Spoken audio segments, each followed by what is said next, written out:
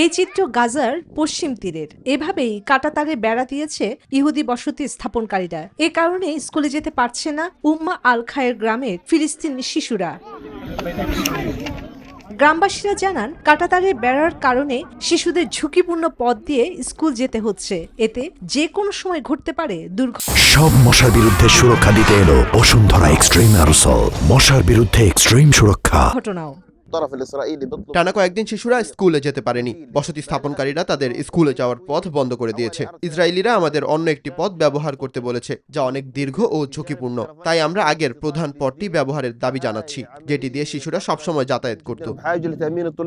স্থানীয়দের মতে, ইহুদি বসতি স্থাপনকারীদের লক্ষ্য শুধু পথ বন্ধ করা নয়, বরং নতুন বসতি সম্প্রসারণ এবং জমি দখল।